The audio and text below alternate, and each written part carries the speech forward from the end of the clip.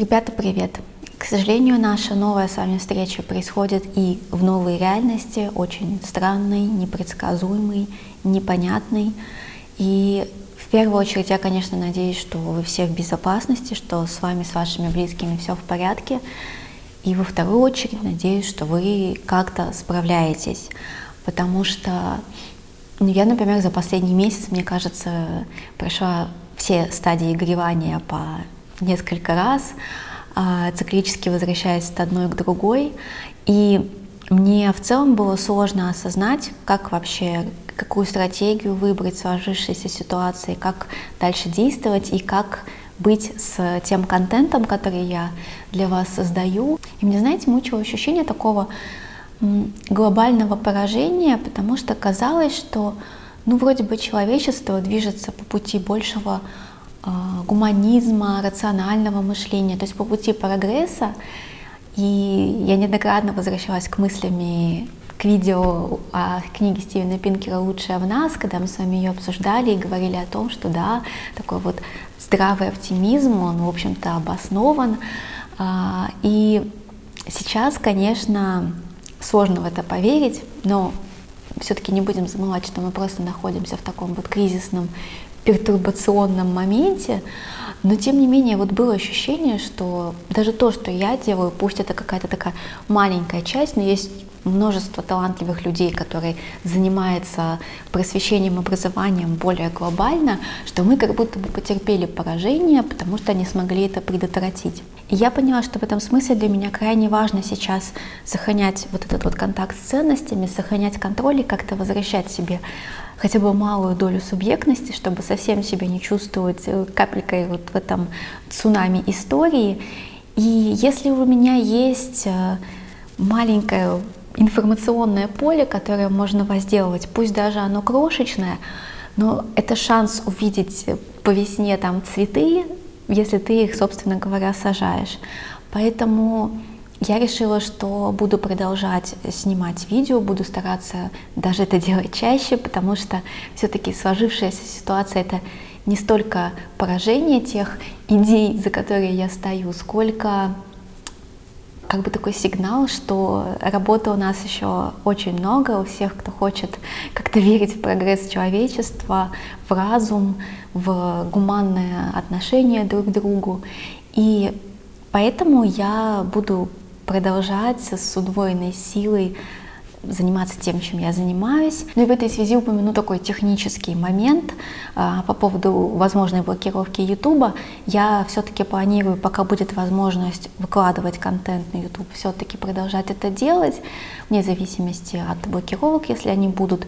Но на всякий случай также у меня есть канал на Яндекс.Дзене и есть группа ВКонтакте, куда видео дублируются, поэтому на всякий случай, если вы хотите оставаться на связи, если вы хотите продолжать смотреть мои видео, я рекомендую вам подписаться. Но я надеюсь, что мы с вами будем дальше общаться, развиваться вместе, поддерживать друг друга, потому что все проходит, это тоже пройдет, и важно здесь то, какими мы обнаружим себя на том берегу, насколько мы принесем с собой наши идеи, наши ценности, идеалы, и какой след мы оставим после себя, и как этот опыт повлияет на нашу жизнь, как мы его переработаем.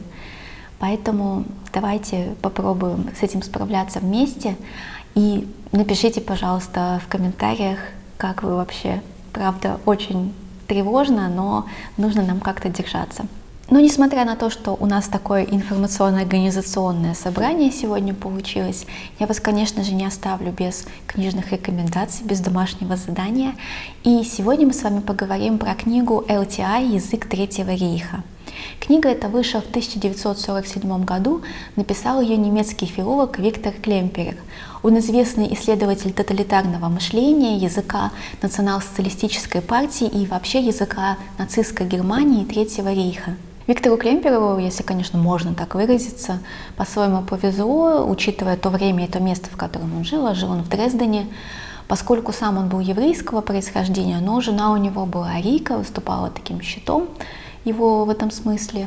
Конечно же, он испытал на себе все прелести отношения к евреям нацистской Германии в то время, и долгое время потом пришлось ему скитаться, скрываться, под чужим именем проживать в каких-то деревнях, но тем не менее у него была уникальная возможность наблюдать изнутри за всем происходящим в Третьем рейхе. И можно в очередной раз задуматься о том, что вот такие сложные, кризисные, тяжелые события, они могут стать таким удивительным плацдармом для личностного, для профессионального роста. Вспомним того же Виктора Франкла, для которого весь тот ужасный опыт, через который он прошел, это настолько питательная среда оказалась для его профессиональной экспертности, для его развития. И у Виктора Клемпера ситуация получилась аналогичная. Он с самого начала, с самых первых моментов, вот когда еще не совсем было понятно, насколько далеко все зайдет, он уже видел очень много тревожных знаков и решил вести дневник, где подробно записывать все свои мысли и переживания. И из таких дневниковых записей, из ежедневных бытовых наблюдений возникла такая большая профессиональная задача филолога: наблюдай, фиксируй. Ты в моменте, ты только сейчас можешь это все запоминать, фиксировать так, как оно есть. Потом все это будет искажено какими-то последующими событиями и переживаниями. Вот ты должен обязательно жить с открытыми глазами, все наблюдать очень внимательно и все профессионально конспектировать, обращать внимание на все нюансы. И вот такой подход, он, конечно, очень витальный, он позволяет видеть какую-то цель за горизонтом и думать не только о том, как пережить следующий день, но и чувствовать какой-то свой вклад и какую-то свою субъектность, добавляет немножко больше контроля. Ну и по форме, в общем-то, получился такой гибрид дневниковых записей, таких каких-то бытовых ежедневных наблюдений с филологическим эссе, где оценивается именно особенности языка Третьего рейха. Итак, какие же особенности заметил Клемперер?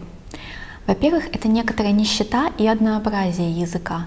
Он рассказывает о том, что по мере того, как ему приходилось продвигаться по Германии и скрываться, он замечал, что в каком бы регионе он ни находился, одни и те же фразы, слова, формулировки. Причем он говорит о том, что не то чтобы даже много было какого-то новояза, но что характерно вот для таких переходных эпох, какие-то слова, которые казались общеупотребительными, они вроде как уходят, а какие-то, которые употреблялись не так часто, становятся часто употребимы. И знаете, одно из слов, которое он в первую очередь отметил, как такое слово момента, которое обязательно в дальнейшем уйдет из языка за ненадобностью, это возникшее после уже краха Третьего рейха слово денацификация, ну и туда же, наверное, демилитаризация, но, как видите, откопали это словечко заново. При этом характерной особенностью было то, что устная речь не очень отличалась от письменной. То есть даже те тексты, которые были предоставлены в письменном виде, они выглядели как что-то, как будто прописанная речь, как будто бы их нужно декламировать.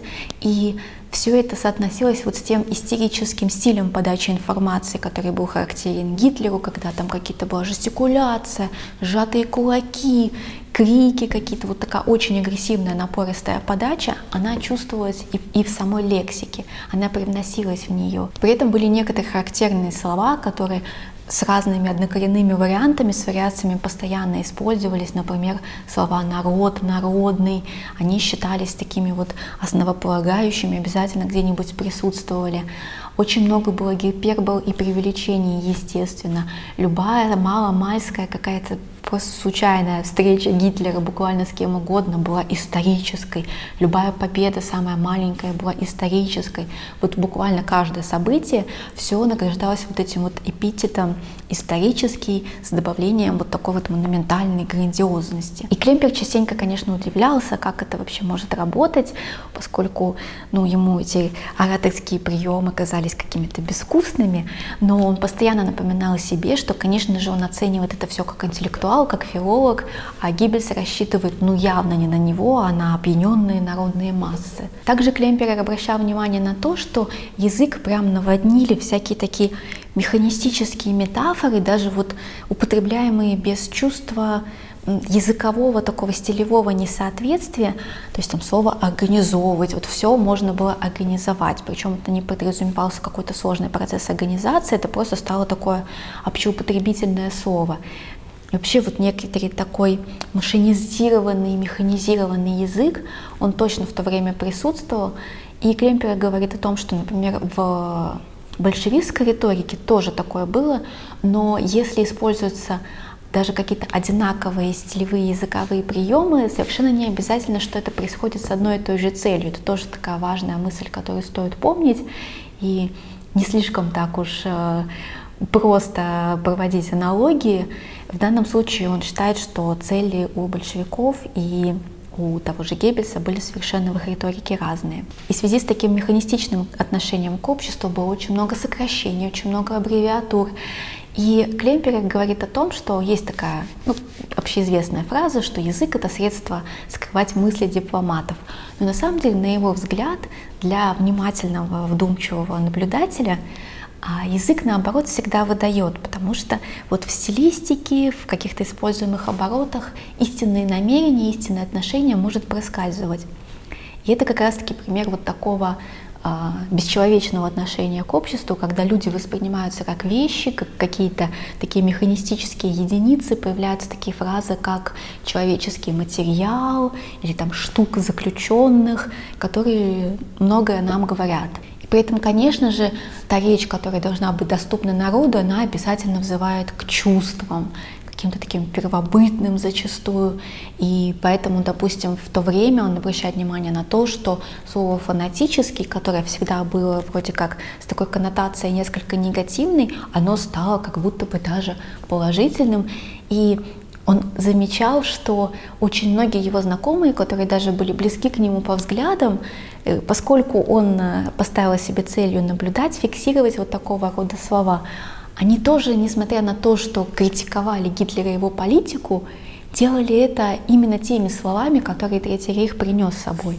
Вот тоже там слово «фанатический», например, могли уже в некотором положительном контексте употреблять. То есть, несмотря на то, что, казалось бы, это какие-то клише, которые просто бездумно повторяются, вплетаются вот в ткань такую общественной жизни каждодневной, на самом деле, по-своему, они тоже мышление формируют. И он приводит много примеров, когда люди, допустим, которые к нему, в общем-то, хорошо относились, с ним хорошо общались там, на работе, он работал на фабрике, когда узнавали, допустим, что у него жена арийка, у них на лице что-то все-таки такое проскальзывало, что, то есть она все-таки вышла замуж за еврея, о чем она думала. Ну, то есть даже неплохие люди, они как-то вот эта пропаганда подспудно на них тоже влияла. И довольно много Клемпер приводит примеров вот своих хороших знакомых людей, которых он знал вроде бы самых положительных сторон, как они попадали вот в эту фанатическую волну, начинали именно верить в Гитлера, причем именно так они и формулировали, когда уже было очевидно поражение, когда очевидно были преступления нацистские. Они все равно продолжали говорить, но мы должны верить, это вопрос веры, то есть слово «вера» звучало очень часто, и это такая вот апелляция к фанатическому сознанию, она присутствует во многих речах и Гитлера, и других функционеров Третьего рейха, когда действительно используется такой поистине церковный регистр, то есть с одной стороны, это в принципе и про сталинскую речь, тут можно в этом смысле интересно анализировать, с одной стороны вроде бы гонение на религию, с другой стороны там Гитлер зачастую мог сказать что-нибудь там вроде «герои-мученики», «мои апостолы», то есть вот очевидное такое самообожествление, очевидные какие-то религиозные аналогии. Ну и, конечно, полный вот этот вот информационный туман, атакуются только исключительно военные объекты, только военные цели, война исключительно навязанная, исключительно какие-то акты возмездия, то есть все как ответная какая-то реакция. Все вот это вот, естественно, тоже присутствовало. Ну и, конечно же, присутствовало уничижение противника посредством языка. Клемпер обращает внимание на то, что была прям тотальная мода на ироничные кавычки, то есть там у них гуманизм, победа, а у нас вот все настоящее и правильное, без всяких кавычек. К тому же национальности часто чаще даже всего использовались в единственном числе, когда, то есть не еврей а еврей. То есть это такой вот тоже прием, который позволяет как будто бы вот всю эту разнородную массу людей с разными там особенностями, потребностями и так далее. Это вроде бы какой-то такой единый карикатурный образ, к которому можно довольно пренебрежительно, негативно относиться и не задумываться о том, что это некоторое условное объединение людей только по одному признаку. Причем, если это был еврей, то, конечно же, обязательно какой-нибудь оценочный эпитет, типа там, не знаю, хитрый, коварный. Очень много было еще каких-то физиологических моментов, типа там описание какой-нибудь крючконосый, там что-нибудь вот из этой серии. И еще один очень интересный лингвистический момент, который Клемпер заметил, он назвал это принцип контрастного душа, когда в речах, обращенных к широким массам, мешалась вроде как и лексикой какие-то термины для образованных людей, которые может читать только образованный человек, и одновременно что-то такое для народа простое. И как бы, если со стилистической такой точки зрения оценивать, получалась какая-то каша, какая-то мешанина, то есть регистр речи не выдерживался. Но в итоге вот этого смешения каждый слушатель ловил свое, у него как бы были свои теги, которые он считывал, и из-за этого одни и те же вот эти вот речи, они оказывали влияние и на простых людей, и на людей действительно образованных, думающих, интеллектуалов, которые также поддавались этому влиянию. И по мере того, как войска немецкие отступали, по мере того, как становилось все очевиднее, там была уже бомбардировка Дрездена, наступали американцы, русские, становилось очевиднее, что поражение неминуемо, язык становился более таким вуалирующим, более метафоричным, появлялись такие, не знаю, термины, как там генерал-зима, генерал-голод, которым противостоит немецкая армия. То есть не реальные какие-то противники, а вот как будто бы такие эпичные, глобальные противники, с которыми действительно как уже справишься. Еще такая мысль, которая прям красной нитью проходит через работу Клемпера, которая неоднократно возвращается, что, конечно, мало понимать, что тебе врут, мало критичности, когда вокруг тебя все вот эти твои убеждения ставят под сомнение. И очень тяжело в таком случае оставаться при своем мнении, оставаться при своем понимании ситуации, потому что, ну, конечно же, туман войны, информационная война — это страшная штука. Ну и много еще, конечно, других особенностей Клемпер замечает и о жизни Третьего рейха, и о языковых нюансах. Но я уже вам предлагаю самим, если вас заинтересовала эта тема, с книгой ознакомиться, тем более, что она совершенно небольшая. И читать такие книги сейчас, мне кажется, полезно. Хочу вам напомнить про книгу «Банальность зла» Ханны Арендт, о которой тоже мы с вами разговаривали. Мне кажется, сейчас самое время ее перечитать. Но будьте осторожны с аналогиями, несмотря вне зависимости от того, каких вы взглядов придерживаетесь, какой позиции по сложившейся ситуации, потому что все-таки любые аналогии условны, и всегда нужно, памятуя об опыте Клемпера, жить, продолжать с открытыми глазами, быть очень внимательным, наблюдательным и очень критичным.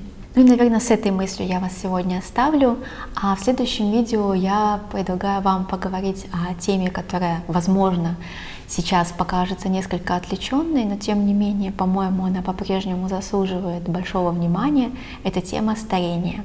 Так что не забывайте подписываться на канал, не забывайте проверить колокольчик, чтобы не пропустить новые видео. На всякий случай подпишитесь на Яндекс.Дзен и ВКонтакте, если хотите дальше меня смотреть. Увидимся с вами в следующем видео и надеюсь, что все у нас будет хорошо. Пока!